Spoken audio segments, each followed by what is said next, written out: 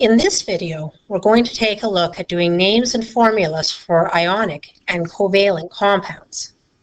How do we know whether or not to name something as ionic or covalent, or to do the formulas as ionic or covalent? Although from the last video we learned that we could determine for sure if a compound was ionic or covalent based on the difference in their electronegativities, for the purposes of names and formulas, combinations of metal and nonmetal are treated as ionic, and combinations of two nonmetals are treated as covalent. Ionic names are always first name, last name. Last name ends in "ide." We practiced naming ionic compounds in grade 10, and I will link back to our grade 10 page where we explain this in more detail below the video in the comments. When I have first name, last name, the first name is the name of the metal. The last name is the name of the nonmetal. Ionic compounds, when the metal comes from the transition elements, may have more than one charge. When they have more than one charge, or they have two or more charges available, you must use a Roman numeral to indicate which charge was on the metal when the compound was made. No Roman numeral is required if there was only one charge. Covalent compounds happen between two nonmetals. Covalent compounds do not follow crisscross rules. So for covalent compounds, we then had to have a different way of figuring out names and formulas. And in grade 10, we taught you that we use prefixes to straight up say how many of each of the two different elements were present in the compound. When we do formulas for ionic versus covalent compounds, we remember that ionic compounds are based on the give and take of electrons, and therefore charges are formed. To keep the amount of electrons given and taken equal, the four-step method of symbols, charges, crisscross, reduce is used. So for example, to figure out the formula for a compound made between calcium and oxygen, the symbol for calcium is Ca and for oxygen is O. The charge on calcium, because it's in group 2, is +2. The charge for oxygen in group 6 is -2. The next step is crisscross. When we crisscross, we take the charge number, the number from the calcium, and write it down and to the right after the oxygen. We do the same for the oxygen's charge number. We do not carry the charge itself, only the number. We now are at the formula Ca2O2. The final step is reduce. Because this is not the lowest common factoring available, we can reduce this to CaO. Its name, first name, last name, is simply calcium oxide. No Roman numeral is required on the calcium because calcium is not a transition metal and only has one possible charge. Because covalent compounds are sharing electrons, we cannot use the crisscross method. Covalent compound formulas are figured out from the name. Consider the name dinitrogen trioxide. Di means that we have two of the nitrogens. So I will say I have 2 of the nitrogens by putting the little 2 in the bottom right-hand corner. Tri means I have 3. I have 3 of the oxides, and oxide, of course, is how we name oxygen. So I put the 3 after the oxygen. You will notice that there is no crisscross here. We also will never reduce for covalent compounds. Even if it is possible to reduce because of a common factor, we never reduce for covalent compounds. Another way to recognize ionic compounds is they often contain polyatomic ions. In the name polyatomic, it comes from 2 words, poly meaning many, and atomic meaning atoms. So we have groups of many atoms, and because they're ions, they're going to have a charge. So these are charge groupings. For example, NH4 is a group of 1 nitrogen and 4 hydrogens. This grouping has a charge of +1 and acts as a single unit. This grouping is called ammonium. Ammonium is the only positively charged polyatomic ion we'll use. This grouping, an SO4 grouping, has a charge of -2. It is sulfate. We can never change the letters or the numbers inside the brackets. SO3, for example, with a -2 charge, has the only difference between this as being one number. This is sulfite, and is a different polyatomic ion.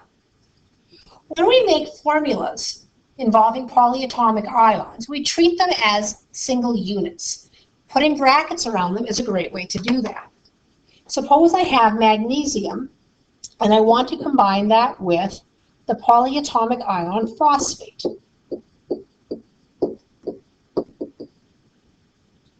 The polyatomic ion phosphate is a PO4 grouping. The whole grouping has a charge of -3. Magnesium, because it's in group 2 on the periodic table, has a charge of +2. There's our symbols and our charges. When I crisscross, the 3 from the phosphate comes down after the magnesium, and the 2 goes outside the brackets on the phosphate. We end up with the formula Mg3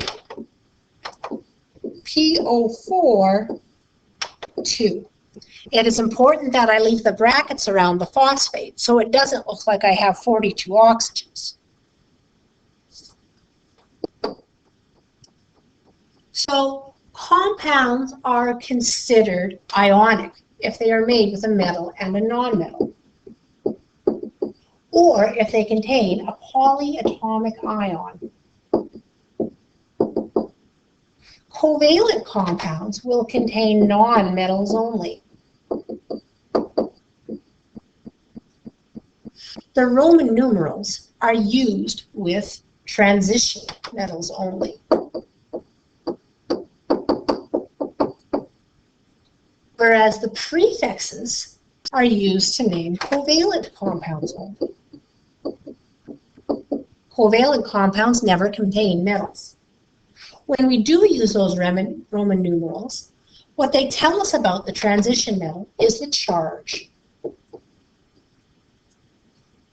When we're doing formulas, we will always reduce if our compound is ionic, but we will never reduce if our compound is covalent.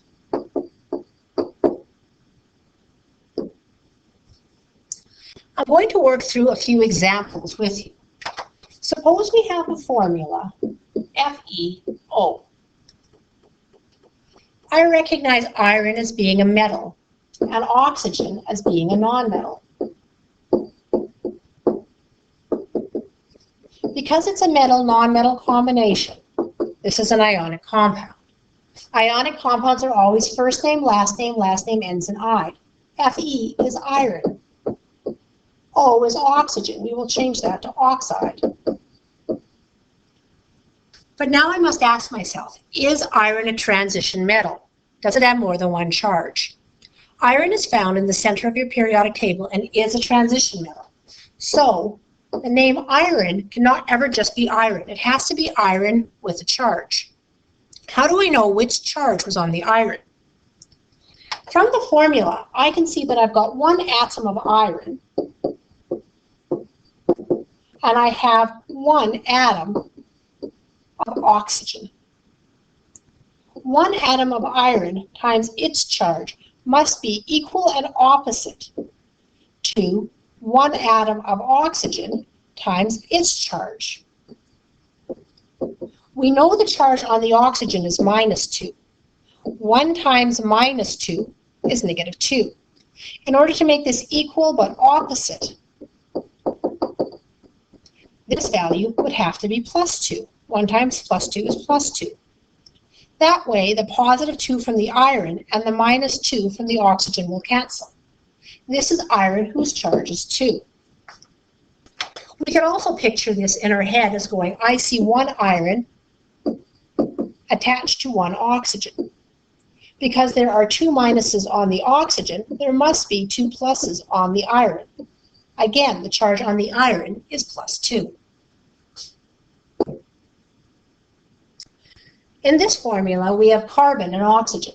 Carbon is a nonmetal. Oxygen is a nonmetal. Because these are both nonmetals, we're going to follow covalent naming rules. We have 1 carbon and 1 oxygen. Covalent naming rule states that we can never start a name with the word mono. So I will simply have to start by saying carbon. There is only 1 oxygen, and I have to use prefixes for covalent rules. So I'm going to use the word monoxide. Now, I don't say monoxide because 2 O's in the English language look like it would look like I was saying carbon monoxide. But if you put it there, it would be considered a spelling error, not technically incorrect, and it's the kind of thing you get used to over time. In this formula, I see 3 different elements. I see chromium, which I know to be a metal. I see phosphoruses, which I know to be a nonmetal. And I see oxygens, a nonmetal. Because there are more than 2 different elements, a polyatomic ion must be here somewhere. Checking my table of common polyatomic ions, I realize that this PO4 is a grouping. It's a grouping by the name of phosphate. Cr is chromium. Because we have a metal plus a polyatomic ion, this is going to follow ionic naming rules. Ionic naming rules say first name, last name. We don't need to change the ate to ide because phosphide would be a phosphorus by itself. The polyatomic ion phosphate already has an ion name. We will not use prefixes because we don't use prefixes for ionic compounds. So I ask myself before I'm done, does chromium need a Roman numeral? Well, chromium is a transition metal, and transition metals do come with Roman numerals. In this formula, I see 1 atom of chromium attached to 1 group of phosphates. On my chart of common polyatomic ions, I see phosphates have charge of 3 minuses. In order to cancel all 3 minuses, the chromium will have to have 3 pluses on a single atom. This is chromium whose charge is 3, chromium 3 phosphate.